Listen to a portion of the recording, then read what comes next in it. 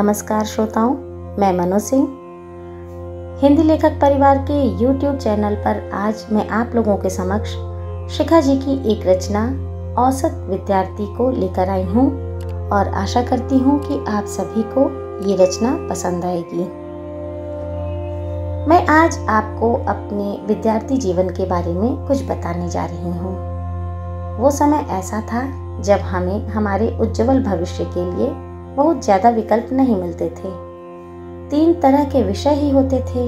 सबसे उच्च कोटि के छात्र तो विज्ञान पढ़ते थे, मध्यम वालों को वाणिज्य दिया जाता था और बाकी सब आर्ट्स पढ़ते थे, जिसका कला के क्षेत्र से कोई लेना देना नहीं होता था। हमने वाणिज्य पढ़ा था तो यह निश्चित था कि हम मध्यम श्रेणी वाले छात्र थे और किसी हद तक हम खुद को भी इसी श्रेणी का ही समझते थे। पढ़ाई लिखाई में ठीक थे और मेहनत तो बहुत करते थे, पर पढ़ने लिखने में नहीं। हम तो ऑलराउंडर बनना चाहते थे। स्पोर्ट्स में भी खूब पार्टिसिपेट करते थे। कुकिंग भी अच्छी थी हमारी। कहानियाँ पढ़ने और लिखने का भी शौक था।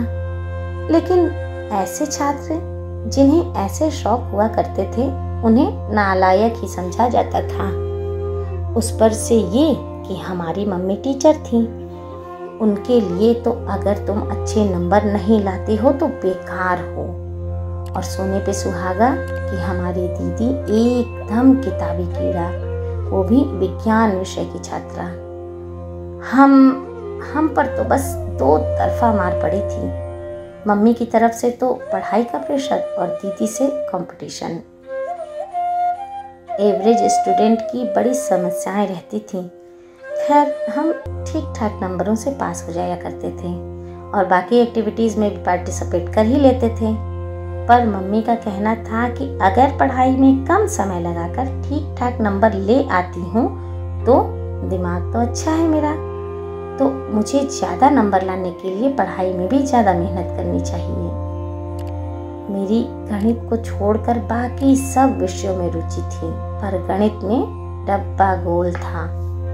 उधर दीदी का गणित बहुत बढ़िया था, तो इम्तिहान के समय मुझे दीदी से गणित सीखने में मदद भी लेनी पड़ती थी। फिर भी गणित में कभी भी अच्छे नंबर नहीं आते थे। ये किस्सा तब का है जब मैं 11वीं की छात्रा थी। सरकारी स्कूलों में हम पढ़ते थे और उस समय अधिकतर लोग सरकारी स्कूल में ही पढ़ते थे। हमारे सरकारी स्कूल में 11वीं कक्षा की गणित की टीचर को सिर्फ अंग्रेजी में ही गणित पढ़ाना आता था। हिंदी मीडियम में 10वीं तक पढ़ने वाले छात्र को अचानक 11वीं कक्षा में अंग्रेजी माध्यम से गणित पढ़ाया जा रहा था, वो भी मुझ जैसे छात्र को जो पहले से ही उस विषय में कमजोर थी। इम्तिहान सर पर थे और बाकी विषयों की पूरी तैयारी कर ली थी, बस गणित ने नाक में दम कर रखा था। पर क्योंकि पढ़ाई पर ज़्यादा मेहनत ना करने के बावजूद मैं फेल नहीं हुई थी, तो अति विश्वास था कि पास तो हो ही जाऊंगी। इम्तिहान खत्म हुए। गणित का पेपर बहुत बुरा गया था मेरा। पता नहीं कहाँ से इतना भरोसा था कि मैं कभी फेल ही नहीं होंगी। और यही अति विश्वास ले डूबा हमें। रिजल्ट आया और मुझे फेल कर दिया गया। अभी बाकी सब विषयों में मैं पास हो गई थी, पर गणित में न्यूनतम से भी कम नंबर होने की वजह से फेल घोषित किया गया था मुझे। अब तो हमारे आत्मविश्वास की धज्जियाँ उड़ गईं, पर ईश्वर ने मुझे एक बार फिर मौका दिया। अब क्योंकि हमारा 12वीं का पहला बैच था और बहुत से छात्रों को इस तरह की समस्या हुई थी, तो सरकार द्वारा गर्मी की छुट्टियों के बाद पुनः इम्तिहान घोषित हो गए अनुत्तीर्ण छात्रों के लिए।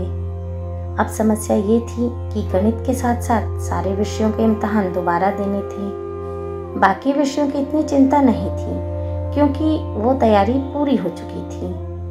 गणित की तैयारी पूरी करनी थी, वो भी 2 महीने में ही। अब मेरे लिए ट्यूशन का बंदोबस्त किया गया।